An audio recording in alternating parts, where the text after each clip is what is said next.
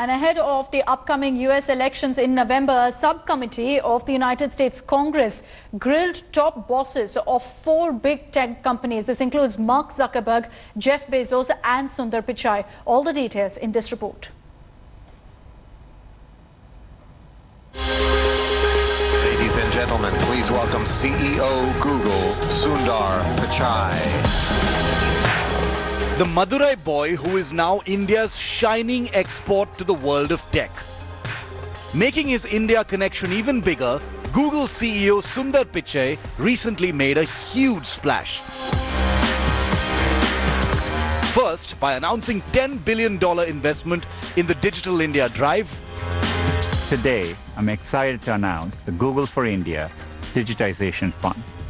Through this effort, we will invest 75,000 crore rupees, or approximately $10 billion. Let me welcome Google. And then by pumping $4.5 billion into Mukesh Ambani's Jio for a plump 7.7% stake. Investment agreement with Google. Our investment of $4.5 billion in Jio is the first and the biggest investment we will make through this fund. But far from the smiles and the investments, Sundar Pichai has faced some serious heat this week. In a dramatic grilling by a US Congress subcommittee on monopolistic practices by the internet giant, Pichai was chiefly accused of destroying user privacy on the internet, following its 2007 acquisition of ad tech platform DoubleClick, and then using it to harvest user identity data. I have no first-hand knowledge of any information stolen from Google. It started with this explosive line of questioning from Florida Congresswoman Val Demings.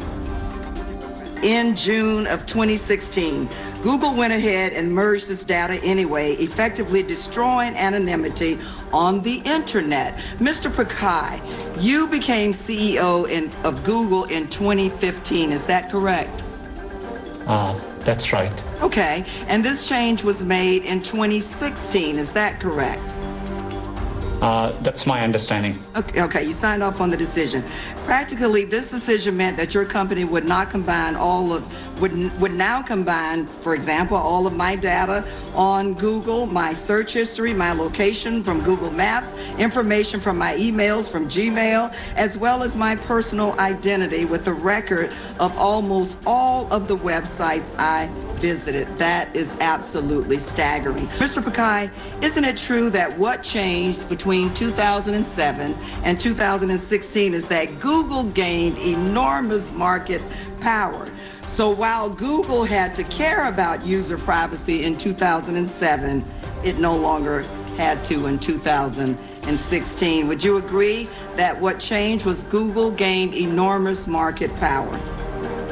Congresswoman, this is an important issue. If I could explain. Well, we today make it very easy for users to be in control of their data. We have simplified their settings. They can turn ads personalization on or off. We have combined most of activity settings into 3 groupings. We remind users to go to a privacy checkup. 1 billion users have done so. Mr. Pichai, thank you so much for that. I am concerned that While the Democrats hauled Pichai over the coals on privacy, he was also grilled by Republican congressmen over anti-conservative bias, specifically Google's position on Joe Biden's presidential run. This is a simple question. Can you today assure Americans you will not tailor your features in any way to specifically help one candidate over other? And this what I'm concerned about is you helping Joe Biden over President Trump.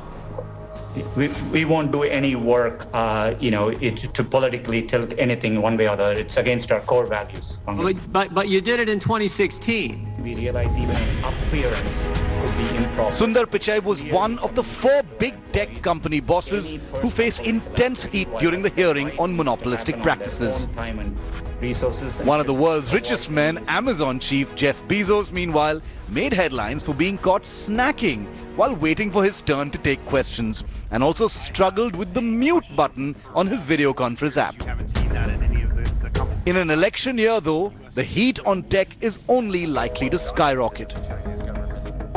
The US Congress grilling came hours after President Trump launched a separate Twitter attack on big tech.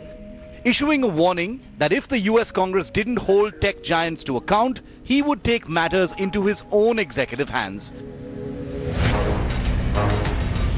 This was part of Trump's separate, ongoing war on tech companies on making them liable for what's published on their platforms. It's not the first time Trump has issued such a warning, and it's unlikely to be his last. In an election year, the stakes are high. Given what a huge role tech giants have played in influencing people's choices, like in the 2016 election. The question now is, will the heat on big tech from Trump and US Congress make a difference? Bureau Report, India Today.